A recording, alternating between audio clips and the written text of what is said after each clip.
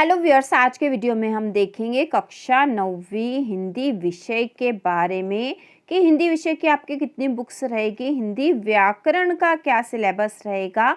यह महत्वपूर्ण बिंदु आज के वीडियो में हम देखेंगे। तो शुरू करते हैं। इससे पहले पिछले साल जो है कक्षा 9वीं हिंदी की 2 बुक्स थी, ठीक है, हिंदी की 2 बुक्स थी जिसका नाम था क्षितिज और कृतिका। लेकिन इस बार जो है आपकी 2 बुक रहेगी या नहीं, यहाँ पर हम देख लेंगे। तो एनसीईआरटी ने जो ड्राफ्ट जारी करा उसमें स्पष्ट लिखा है कि पाठ्य सामग्री में माध्यमिक स्तर कक्षा 9-10 पर विद्यार्थियों की रुचि, योग्यता और तथा स्तरानुकूल सर्वांगीण विकास की दृष्टि से पाठ्य सामग्री तैयार की जाएगी। कक्षा 9-10 के लिए एक एक पाठ्य पुस्तक होगी। इसके पहले आपकी 2 बुक थी कक्षा 9 के लिए, लेकिन अब एक ही बुक रहेगी और इसमें प्रमुख रचनाकारों द्वारा लिखे साहित्य की विविध विधाओं से संबंधित काव्य और गद्य के लगभग 12 से 15 पाठ होंगे। प्रश्न अभ्यासों के द्वारा पाठगत संदर्भ युक्त भाषिक प्रयोगों की ओर ध्यान दिलाते हुए विद्यार्थियों को भाषा एवं व्याकरण की नियमबद्ध प्रकृति से परिचित कराया जाएगा। तो अब आपकी हिंदी की एक ही बुक रहेगी, 2 बुक नहीं रहेगी। इसके साथ ही हम यहाँ पर व्याकरण की बात कर लेंगे।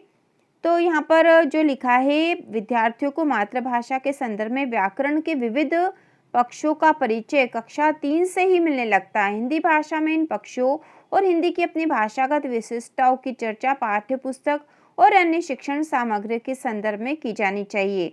नीचे कक्षा 9-10 के लिए कुछ व्याकरणिक बिंदु दिए हैं जिन्हें कक्षा या विभिन्न चरणों के क्रम में नहीं रखा गया है।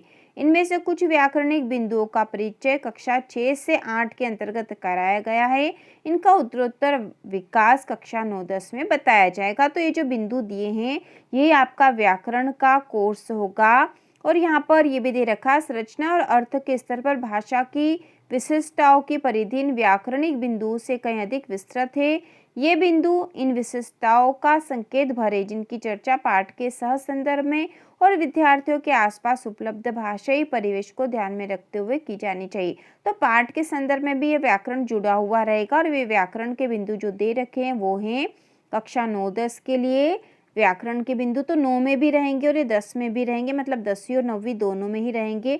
हो सकता है इसमें से कुछ जो व्याकरण के भाग है वो कक्षा 10वीं में चले जाए, लेकिन अधिकतर कक्षा 9वीं के ही, क्योंकि 9वीं का ही नया कोर्स भी लागू हो रहा है। तो यहाँ बताया गया है संज्ञा, सर्वनाम, विशेषण, क्रिया और क्रिया विशेषण। तो ये सारे जो पॉइंट है व्याकरण के कक्षा 6 से 8 तक में भी पढ़े जाते हैं। इसके साथ ही दूसरा लिंग, वचन, काल, ये भी 6 से 8 में पढ़े होंगे। उपसर्ग, प्रत्यय, परसर्ग, ये भी कक्षा 9 के कोर्स में और कक्षा 9 के ब्रिज कोर्स में भी उपसर्ग प्रत्यय है। कर्तवाच्य और कर्मवाच्य, अभी इसके पहले जो वाच्य थे वो कक्षा 10वीं के कोर्स में थे। समानार्थी, विपरीतार्थक, अनेकार्थी शब्द, मुहावरे और लोकोक्तियाँ, यह तो शुरू से पढ़ते आ रहे हैं। निपात शब्द और विराम चिन्ह, यह कक्षा 9 के कोर्स में पहले से ही थे ब्रिज कोर्स में।